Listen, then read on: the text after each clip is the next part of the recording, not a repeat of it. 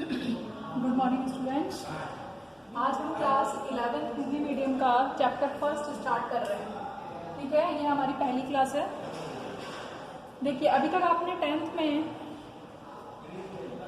रसायन विज्ञान के बारे में थोड़ा बहुत पढ़ा है, लेकिन अब हमारा जो भी बच्चे विज्ञान ले रहे हैं, साइंस स्ट्रीम लिया है जिन्होंने, चाहे वो फिजिक्स हो, चाहे वो केमिस्ट्री हो, चाहे वो बायो और मैथ हो, तो अब आपका वो सब्जेक्ट जो है वो डीप में आता चला जाता है। मतलब आपके बहुत सारे कंसेप्ट आ जाते हैं। ठीक है, तो हमारी जो पहली क्लास है उसमें हम क्या पढ़ेंगे, उसमें हम एक जनरल इंट्रोडक्शन टाइप पढ़ रहे हैं कि भाई रसायन है क्या। ठीक है, तो सबसे पहला चैप्टर का नाम है रसायन की मूलभूत अवधारणाएं। कि जब हम रसायन को पढ़ते हैं तो इसमें क्या कहता है, मतलब क्या कंसेप्ट है। अवधारणाएं का मतलब बेसिक कंसेप्ट क्या है, किससे मिलकर बना है। देखिए, सबसे पहले जब हम रसायन के बारे में पढ़ते हैं, थोड़ा बहुत तो आपने पढ़ा है, तो रसायन का हमारे दैनिक जीवन में क्या उपयोग है। मतलब आप कोई भी चीज, जैसे फॉर एग्जाम्पल आप ये मार्कर लिख रहे हैं, ठीक है, जिससे मैं यहाँ पर लिख रही हूँ, ये मार्कर का जो आप बॉडी देखेंगे, ये किससे मिलकर बना है, प्लास्टिक से मिलकर बना है। ठीक है, प्लास्टिक क्या है, प्लास्टिक भी एक प्रकार का केमिकल ही है। मतलब वैसे तो वो एक बहुलक है, लेकिन वो किससे मिलकर बना है, वो भी कुछ तत्वों से मिलकर बना है। ठीक है, ठीक इसी तरीके से आप दैनिक जीवन में, जैसे खेती में आप क्या डालते हैं, खाद डालते हैं। तो यदि हम रसायन का सबसे पहले दैनिक जीवन में यदि उपयोग देखें कि ये हमारे दैनिक जीवन में कहाँ कहाँ पर उपयोग आता है, जैसे तो यदि हम कृषि के रूप में देखें तो सबसे पहले खाद में काम में आता है। ठीक है, ठीक। दूसरा, आप बीमार हो जाते हैं, डॉक्टर के पास जाते हैं, डॉक्टर आपको क्या देता है, दवा देता है। तो जितनी भी मेडिसिन्स हैं, मेडिसिन्स का मतलब जितनी भी दवाएं हैं, मेडिसिन्स हैं, वो सारी की सारी, दवाओं का मतलब ड्रग्स। ठीक है, कोई भी आप टैबलेट लेते हैं, वो क्या है, रसायन ही तो है वो। ठीक है, अलग अलग तत्वों का अलग अलग कॉम्पोजिशन में, संगठन में मिलकर जो चीज बनती है, जो कि आपको, है ना, आपको रोग मुक्त कर देती है। तो जितनी भी मेडिसिन हैं, जो भी हैं, वो ड्रग्स हैं। ठीक है, वो सारी की सारी। इसके अलावा आप देखो, घर में आप पेंट करते हो, ठीक है, पेंट्स हो गए, डाइज हो गई, कपड़े रंगते हो, कपड़े रंगने के लिए क्या काम में आते हैं, केमिकल से काम में आते हैं, जिनको हम क्या कहते हैं, डाइज को हम कहते हैं रंजक। ठीक है, ठीक इसी तरीके से आप जो भी कुछ, जैसे फॉर एग्जाम्पल पेस्ट है, सोप है, साबुन काम में लेते हो, पेस्ट काम में लेते हो। ठीक है, तो ऐसी बहुत सारी चीजें हैं जो कि हमारे दैनिक जीवन में काम में आती हैं। हम जो भी विटामिन खाते हैं, ठीक है, विटामिन में क्या, विटामिन की अपनी कोई संरचना है, उसमें कोई ना कोई तत्व है। ठीक है, जैसे कार्बोहाइड्रेट आप खाते हैं, कार्बोहाइड्रेट क्या है, कार्बोहाइड्रेट में भी तत्व है, कार्बन, हाइड्रोजन, ऑक्सीजन, ये सारे के सारे तत्व मिले हुए हैं। तो मतलब रसायन सीधे तौर पर या मतलब डायरेक्टली और इनडायरेक्टली दोनों तरीके से ही हमारी लाइफ में इंपॉर्टेंट रोल प्ले करता है। ठीक है, जितनी भी परफ्यूम्स हैं, तो ऐसे बहुत सारी जगह आप देखोगे, हर जगह डायरेक्टली, जरूरी नहीं है आप, अब जैसे पेट्रोल है, पेट्रोल क्या है, पेट्रोल भी केमिकल ही है, अर्थ के नीचे से जो निकल कर आ रहा है। ठीक है, तो अब हम जब रसायन की मूलभूत अवधारणाएं पढ़ते हैं तो उसमें सबसे पहले हमारे पास एक चीज आती है, जब हम चैप्टर को देखते हैं कि द्रव्य क्या होता है। ये जो पार्ट मैं बता रही हूँ, ये आपने पढ़ा हुआ है 9th में। ठीक है, द्रव्य या पदार्थ क्या होता है, मैटर क्या होता है। ठीक है, तो मैटर क्या है, मैटर वह वस्तु है जिसका कुछ द्रव्यमान हो और जो जगह घेरता हो या घेरती हो। यानी कोई भी वस्तु जो है उसको हम द्रव्य कब कहेंगे, या उसको हम पदार्थ कब कहेंगे, उसको हम पदार्थ या द्रव्य तभी कहेंगे जबकि उसको हम यदि कहीं रखें, यदि वो कहीं रखी हुई है तो वो जगह घेर रही है, स्पेस को ऑक्युपाई कर रही है। ठीक है, और उसका कुछ ना कुछ द्रव्यमान होना चाहिए, तो वो क्या कहलाता है, द्रव्य कहलाता है। जैसे वायु, वायु हमें दिखाई नहीं दे रही। आप गुब्बारा लीजिए या कोई गुब्बारा, एक खाली गुब्बारा एक भरा हुआ है, ठीक है, तो जो गुब्बारा भरा हुआ है उसमें एयर है, ठीक है, तो एयर क्या है, इसके कारण से वो गुब्बारा कैसा है, मतलब वो स्पेस घेर रहा है, मतलब खाली गुब्बारा है, उसके अंदर नहीं भरा हुआ है। मान लीजिए कोई गुब्बारा ले लीजिए, कोई पेन ले लीजिए, कोई किताब ले लीजिए, कोई वायु ले लीजिए, या कोई भी चीज जो क्या करती हो, जगह को घेरती हो, स्पेस को ऑक्युपाई करती हो और जिसका कुछ ना कुछ द्रव्यमान हो, क्या कहलाती है, द्रव्य कहलाती है, ठीक है। अब सेकंड पार्ट हमारा आता है कि द्रव्य की अवस्थाएं। द्रव्य कितने प्रकार का हो सकता है। यदि द्रव्य को हम अवस्थाओं के बारे में, उसकी स्टेट के बारे में डिस्कस करें तो द्रव्य जो है वो 3 प्रकार का होता है, आप सभी को पता है, ठोस, द्रव और गैस, ठीक है। यदि हम इनके गुणों के बारे में देखें तो सबसे पहले है कि ठोस जो होता है, क्या होता है, कोई भी चीज ठोस है, आप इसको, ठोस का मतलब, ठोस चीज वो होती है जिसका आकार निश्चित होता है। पानी जो है, दूध जो है, पेट्रोल जो है, उसको हम ठोस नहीं कह सकते, ठीक है। लेकिन कोई भी पत्थर है, मार्कर है, कोई भी चीज, मतलब आकार क्या होता है कि यदि हम ठोस को, द्रव को और गैस को विभाजित करें गुणों के आधार पर, तो हम देखते हैं कि ठोस का आकार तो निश्चित होता है, ठीक है, जबकि द्रव का आकार निश्चित नहीं होता, यानी आप कह सकते हो अनिश्चित होता है। यदि आप उसको कप में रखोगे तो वो कप का आकार ले लेगा, यदि आप उसको बाल्टी में डालोगे तो वो बाल्टी का आकार ले लेगा, यदि आप उसको जग में डालोगे तो वो जग का आकार ले लेगा, यदि आप उसको टेस्ट ट्यूब में, परख नली में डालोगे तो वो परख नली का आकार ले लेगा। तो पात्र के अनुसार वो अपना आकार बदल लेता है, ठीक है। जबकि गैस जो होती है उसका आकार भी अनिश्चित होता है। यदि आप उसको एक बड़े कमरे में डालोगे, बड़े कमरों में वो फैल जाएगी, यदि आप छोटी सी चीज में भरोगे तो उसमें भी भर जाएगी, तो आकार अनिश्चित है, ठीक है। फिर उसके बाद आ गया आयतन। आयतन का मतलब ठोस का आयतन कैसा है, ठोस का आयतन निश्चित होता है, ठीक है, जबकि द्रव का आयतन कैसा होता है, द्रव का आयतन भी निश्चित होता है। यहाँ पर सबसे इंपॉर्टेंट चीज है, द्रव का आयतन निश्चित होता है, जबकि गैस का आयतन अनिश्चित होता है, ठीक है। गैस का जो आयतन है वो अनिश्चित होता है। फिर आप देखिए रिक्त स्थान। रिक्त स्थान का मतलब चाहे ठोस हो, चाहे द्रव हो, चाहे गैस हो, ये किससे मिलकर बने हैं, कुछ कणों से मिलकर बने हैं, कुछ परमाणुओं से मिलकर बने हैं।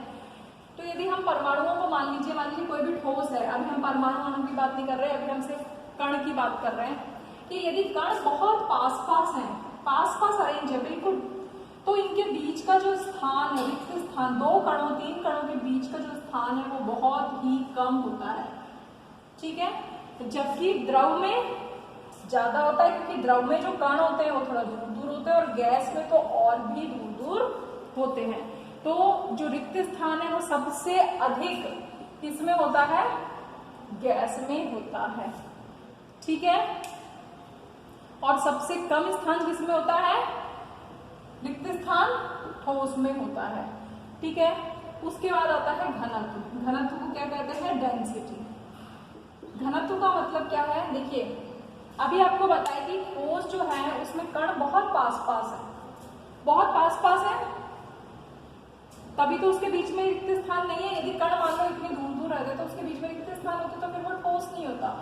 तो जो ठोस होता है उसमें कण जो है वो बहुत पास पास होते हैं, डेंसली अरेंज होते हैं, इसलिए हम कहते हैं कि जो ठोस है उनका घनत्व क्या होता है, अत्यधिक होता है। अत्यधिक क्यों होता है, क्योंकि कण बहुत पास पास होते हैं, जबकि द्रव में क्या होता है, दूर दूर होते हैं, इसलिए इसका घनत्व कम हो जाता है। और गैस में तो बहुत ही दूर हो जाते हैं तो और भी कम हो जाता है, ठीक है। उसके बाद आता है बहने का गुण। कि बहने का गुण को हम कहते हैं तरलता, लिक्विड फ्लूइडिटी जिसे हम कहते हैं, कि कौन बह सकता है, ठोस बह सकता है क्या, नहीं बहता। ठोस में बहने का गुण नहीं होता, द्रव में बहने का गुण होता है और गैस में भी बहने का गुण होता है। गैस अधिक दाब से कम दाब पर अपने आप चली जाती है, हमें उसको कुछ करना नहीं पड़ता, ठीक है। जैसे आप परफ्यूम जलाते हैं, अगरबत्ती जलाते हैं तो अपने आप खुशबू दूसरी जगह पहुंच जाती है, ठीक है। तो वहां ये जो मैंने आपको अगरबत्ती का बताया, ये तो एक प्रॉपर्टी आएगी जिसे हम कहेंगे विसरण। लेकिन बहने का गुण किसमें होता है? द्रव में और गैस में होता है। फिर उसके बाद आपके पास आती है ऊष्मा। ठीक, ऊष्मा का मतलब कि जो ठोस होते हैं वो गर्म करने पर फैलते हैं। ठीक है, ठोस को हम गर्म करते हैं तो वो फैल जाते हैं। जो द्रव है वो गर्म करने पर उबलते हैं, जबकि जो गैस है वो तो बहुत ही तेजी से फैलती है। समझ में आ रहा है? तो जो गर्म करने पर द्रव को गर्म करते तो उबलने लगता है, और यदि आप गैस को गर्म करोगे तो वो बहुत तेजी से फैलेगी, क्योंकि गैस के अणु क्या है? टकराने लगते हैं, उनकी गति बढ़ जाती है, तो वो बहुत तेजी से फैल जाते हैं। ठीक है, तो ये गुण है जिनके आधार पर हम ठोस, द्रव और गैस को विभाजित कर सकते हैं। यदि यहाँ पर, वैसे मैंने लिखा नहीं है, एक और भी होता है जिसे हम कहते हैं अंतराण्विक आकर्षण बल। आकर्षण बल कि यदि आपसे पूछ लिया जाए कि ये जो कण है ये आपस में सबसे अधिक अंतराण्विक बल या आकर्षण बल किसमें होता है? ठोस में होता है। तभी तो ठोस के कण पास पास है, उनके बीच में बल लगा हुआ है, तभी तो। यदि बल नहीं होता तो वो दूर दूर चले जाते। तो जो बल है, अट्रैक्शन फोर्स है, वो सबसे ज्यादा गैसों में होता है, उससे कम द्रव में, और सबसे कम होता है गैस में, सबसे ज्यादा होता है ठोस में। तो अंतराण्विक बल जो है वो सबसे ज्यादा किसमें होता है? ठोस में सबसे ज्यादा, द्रव में ठोस से कम, और गैस में सबसे कम होता है। ठीक है, उसके बाद द्रव्य का वर्गीकरण करते हैं। अब हम देखो द्रव्य कितने प्रकार का होता है, यहाँ से स्टार्ट हो जाता है आपका। द्रव्य को यदि हम वर्गीकृत करते हैं तो द्रव्य एक तो शुद्ध पदार्थ के रूप में वर्गीकृत किया जाता है और एक मिश्रण के रूप में। ठीक है, अब सबसे पहले बात आती है शुद्ध पदार्थ किसे कहते हैं? प्योर सब्सटेंस क्या है? शुद्ध, प्योर, हम कहते हैं कोई भी सब्सटेंस जो है प्योर, यानी कोई भी पदार्थ जिसका संगठन हमेशा निश्चित रहता है। समझ में आ रहा है? शुद्ध पदार्थ का मतलब है चाहे सर्दी हो, चाहे गर्मी हो, चाहे कैसा भी मौसम हो, कैसी भी स्थिति हो, वो हमेशा, चाहे आप उसको कहीं पर भी रखें, उसका जो संगठन है यदि वो निश्चित रहेगा तब तो वो शुद्ध है, और यदि उसका संगठन बदल जाएगा तो वो क्या है? तो वो शुद्ध नहीं है। ठीक, तो शुद्ध पदार्थ क्या है? जिनका संगठन हमेशा निश्चित रहता है। अब शुद्ध पदार्थ दो प्रकार के होते हैं, तत्व और यौगिक। तत्व क्या है? एक ही प्रकार के परमाणु से बने। तत्व क्या होते हैं? तत्व को हम कहते हैं एलिमेंट। ठीक है, आपको इंग्लिश में सारे टर्म आनी चाहिए। एलिमेंट और यौगिक को क्या कहते हैं? कंपाउंड। ठीक है, और शुद्ध पदार्थ को हम क्या कहते हैं? Pure substance. ठीक, अब एलिमेंट क्या है? एलिमेंट ये तत्व होता है एक ही प्रकार के परमाणु से बने पदार्थ, यानी वे पदार्थ जिनका संगठन हमेशा निश्चित रहे, लेकिन वो पदार्थ किससे मिलकर बने हो? एक ही प्रकार के परमाणु से मिलकर बने हो। ठीक है, तो एक ही प्रकार के परमाणु से मिलकर बने होंगे तो वो तो कहलाएंगे तत्व। जैसे हाइड्रोजन के परमाणु जो है वो कभी भी सोडियम के परमाणु जैसे नहीं होंगे, दोनों के परमाणु बिल्कुल अलग अलग होंगे। तो हाइड्रोजन में सिर्फ हाइड्रोजन के परमाणु होंगे, सोडियम में सिर्फ सोडियम के परमाणु होंगे, लिथियम में सिर्फ लिथियम के परमाणु होंगे। तो इस तरीके से एक ही प्रकार के परमाणु से जो पदार्थ बनते हैं वो तो कहलाते हैं तत्व, और यौगिक क्या होते हैं? भिन्न प्रकार के परमाणुओं से बने होते हैं, लेकिन एक निश्चित अनुपात में। यहाँ पर सबसे इंपॉर्टेंट चीज क्या है कि अनुपात फॉलो हो रहा है, एक निश्चित रेशो होगा। यानी यौगिक जो है वो किसका भाग है? यौगिक जो है वो एक शुद्ध पदार्थ का भाग है, और शुद्ध पदार्थ की खास बात क्या थी कि उसका संगठन निश्चित था। तो यहाँ पर भी निश्चित अनुपात का मतलब वही, उसका संगठन, उसका जो कॉम्पोजिशन है वो फिक्स है। जैसे H2O, तो H2O में और हाइड्रोजन और ऑक्सीजन का रेशो हमेशा 2:1 रहेगा। कहीं पर भी ले लो, चाहे आप घर का पानी ले लो, चाहे बाहर का पानी ले लो, चाहे आप अलवर का पानी ले लो, चाहे आप जयपुर का पानी ले लो, हर जगह का जो वाटर का कॉम्पोजिशन है वो 2:1 ही रहेगा। तो भिन्न प्रकार के परमाणु हैं, भिन्न प्रकार के परमाणु हो गए, लेकिन एक निश्चित अनुपात में। तो निश्चित अनुपात होते ही उन्होंने वो कौन सी कैटेगरी में आ गए? शुद्ध पदार्थ की कैटेगरी में आ गए। ठीक है, ठीक इसी तरीके से C12H22O11 अभी आपको धीरे धीरे समझ में आएगा। फिर उसके बाद आपके जो द्रव्य है शुद्ध पदार्थ के अलावा क्या है? मिश्रण। मिश्रण किसे कहते हैं? दो या अधिक तत्वों और यौगिकों के किसी भी अनुपात में मिलाने पर बना शुद्ध पदार्थ मिश्रण कहलाता है। मतलब मिश्रण का मतलब मिश्रण प्योर नहीं होगा, क्योंकि शुद्ध पदार्थ से हमने इसको अलग किया है, तो शुद्ध के अलावा जो भी होगा वो क्या होगा, मिश्रण ही होगा। ठीक है, मिश्रण में क्या होगा, तत्व भी हो सकते हैं, यौगिक भी हो सकते हैं। पहली बात नाम से पता पड़ा मिक्सचर, मिक्सचर का मतलब एक तत्व तो होगा ही नहीं, एक से ज्यादा होंगे। तत्व भी हो सकते हैं, यौगिक भी हो सकते हैं, तत्व भी हो सकते हैं, यौगिक भी हो सकते हैं। ठीक है, तो दो या अधिक तत्व और यौगिक जब किसी भी अनुपात में मिल जाए, यहाँ जो अनुपात था वो एक निश्चित अनुपात था, ये बात बहुत इंपॉर्टेंट है कि यौगिक में हमेशा एक अनुपात निश्चित होगा, जबकि मिश्रण में कोई भी अनुपात हो सकता है। यहाँ पे हो सकता है मैं अलग अनुपात लूं, हो सकता है मैं बाहर जाऊं तो दोनों को अलग अनुपात में मिलाऊं। तो मिक्सचर जो होता है उसमें तत्वों और यौगिकों का अनुपात निश्चित नहीं होता। ठीक है, अब जो मिश्रण जैसे पानी और नमक, पानी ले रखा है, अब एक गिलास में पानी ले सकती हूँ मैं, उसमें एक चम्मच नमक डाल सकती हूँ। 2 गिलास पानी ले सकती हूँ, उसमें मैं 4 चम्मच पानी डाल सकती हूँ।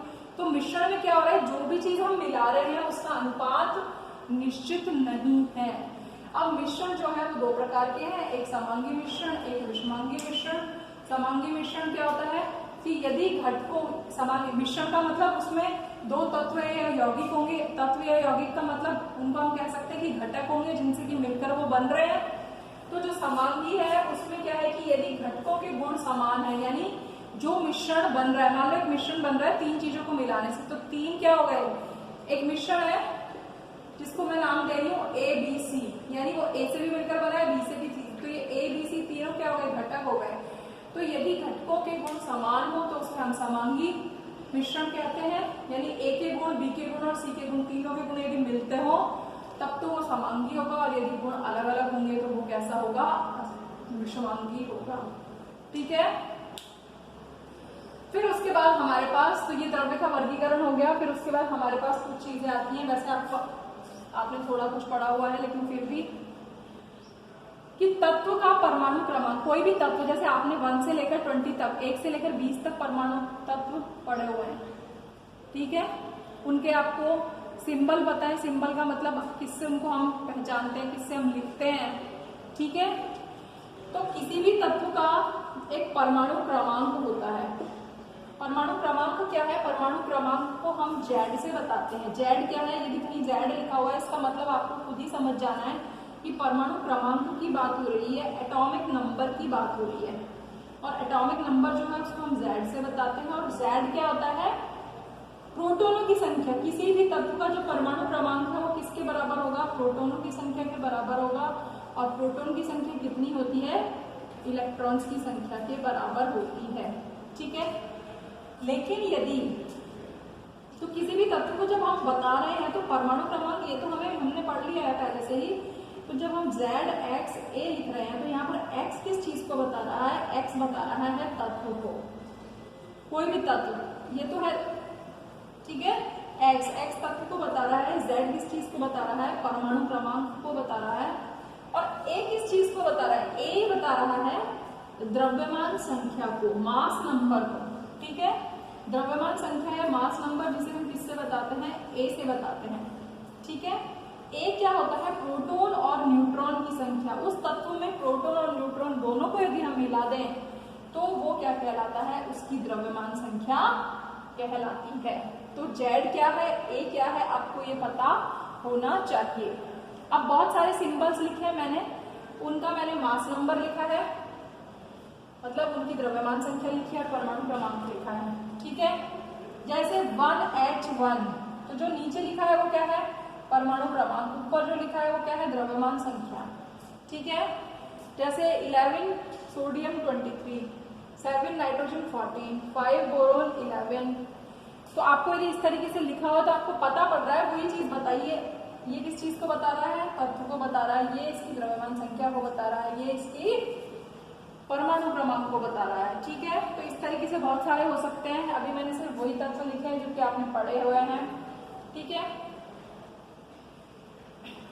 ठीक, अब उसके बाद आप आइए फिर उसके बाद हमारे पास आता है यौगिक। कुछ यौगिकों के मैंने आपको नाम लिखे हैं।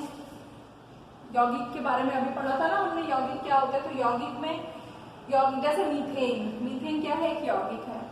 मीथेन चाहे आप यहाँ पर ले चाहे आप कहीं और पर ले, हमेशा दो तत्वों से मिलकर, भिन्न भिन्न प्रकार के तत्व, दो या दो से अधिक भिन्न प्रकार के परमाणुओं से मिलेगी। और रेशो हमेशा क्या होगा, कार्बन और हाइड्रोजन का रेशो यदि 1:4 होगा हमेशा, तो वो क्या कहलाएगी, मीथेन कहलाएगी। मीथेन एक दलदली गैस है, दलदल में मिलती है, ठीक है। ठीक इसी तरीके से C12H22O11 इसका फॉर्मूला है ग्लूकोज का, ये एक यौगिक का उदाहरण है।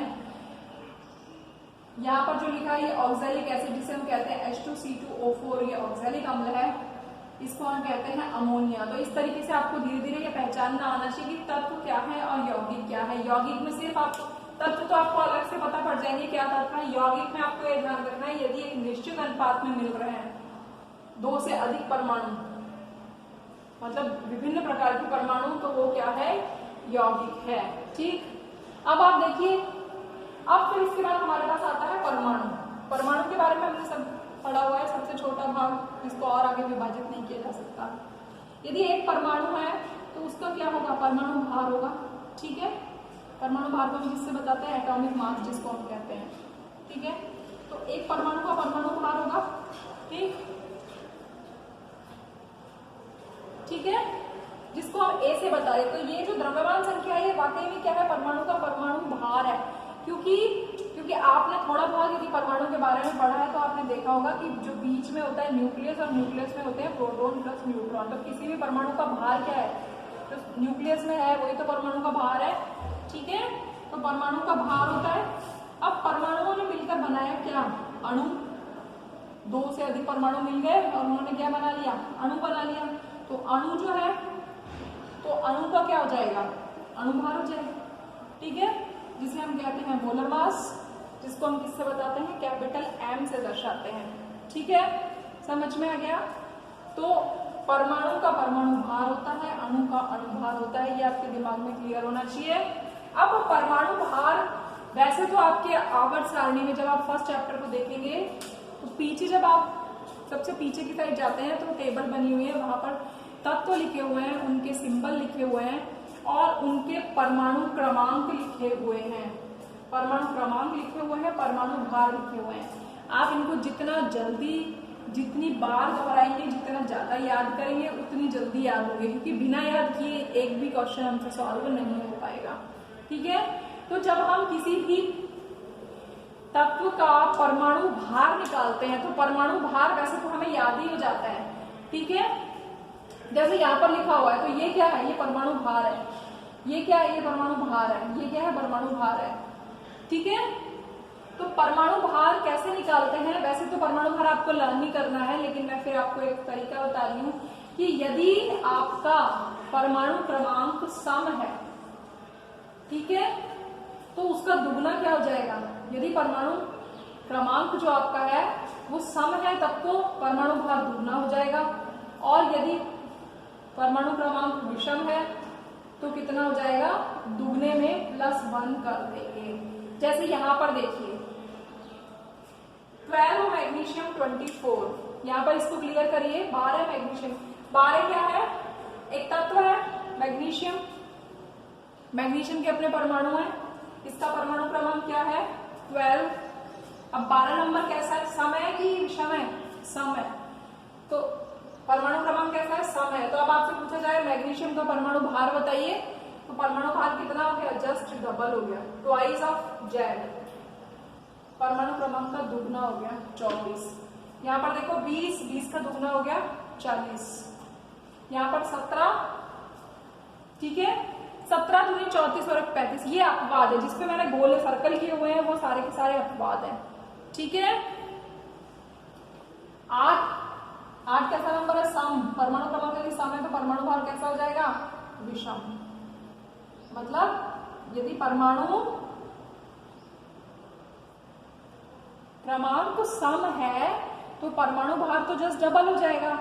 लेकिन अब आप यहां पर देखो 11 कैसा नंबर है, विषम। यदि परमाणु क्रमांक विषम है तो परमाणु भार क्या हो जाएगा, दुगना करोगे, 11 दूनी 22 और उसमें 1 जोड़ दोगे 23। यहाँ पर देखो 5, 5 कैसा नंबर है, विषम, तो विषम में का दुगना किया और उसमें 1 जोड़ दिया। ठीक है, इस तरीके से आपको सम और विषम के लिए याद रखना है। और जो अपवाद है वो बिल्कुल अलग तरीके से अपवाद है, वो भी आपको याद कर कर ही रखने हैं। तो इसको आप पढ़ेंगे, फिर इसके बाद अगले टॉपिक में हम अनुभार कैसे निकालते हैं इसकी कैलकुलेशन करेंगे। Thank you.